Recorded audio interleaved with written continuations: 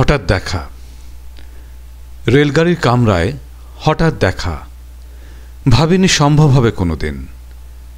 আগে ওকে বারবার দেখেছি লাল রঙের শাড়িতে, ডালিম ফুলের মতো রাঙা। আজ পড়েছে কালো রেশমের কাপড়, আঁচল তুলেছে মাথায়। দোলন চাপার মতো চিকন গৌর মুখখানি ঘিরে মনে হলো কালো রঙে একটা গভীর দূরত্ব ঘনিয়ে নিয়েছে নিজের চারদিকে। যে দূরত্ব সর্ষে ক্ষেতের শেষ সীমানায় শালবনের নীলাঞ্জনে। থমকে গেল আমার সমস্ত মনটা। চেনা লোককে দেখলাম অচেনার গাম্ভীর্যে। হঠাৎ খবরের কাগজ ফেলে দিয়ে আমাকে করলে নমস্কার।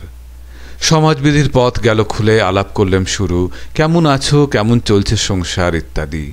সে রইল জানলার বাইরের দিকে চেয়ে, যেন কাছের দিনের ছোঁয়াচ পার হওয়া চাহনিতে। দিলে অত্যন্ত ছোট দু একটা জবাব, কোনোটা বা দিলেই না। বুঝিয়ে দিলে হাতের অস্থিরতায় কেন এসব কথা, তার চেয়ে অনেক ভালো চুপ করে থাকা। আমি ছিলাম অন্য বেঞ্চিতে ওর সাথীদের সঙ্গে। একসময় আঙুল নেড়ে জানালে কাছে আসতে। মনে হলো সাহস কম নয়, বসলুম ওর এক বেঞ্চিতে।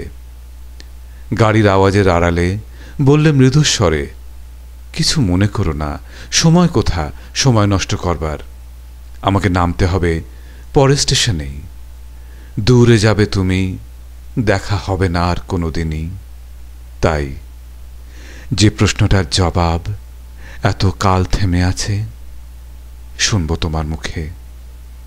সত্য করে বলবে তো? আমি বললেম, বলবো।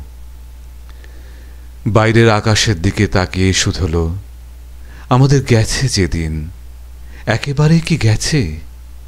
কিছুই কি নেই বাকি? একটুকু রইলেম চুপ করে। তারপরে বললেম, রাতের সব তারাই আছে দিনের আলোর গভীরে। খটকা লাগলো, কি জানি বানিয়ে বললেম নাকি। ও বললে, থাক এখন যাও ওদিকে। সবাই নেমে গেল পরের স্টেশনে, আমি চললেম একা।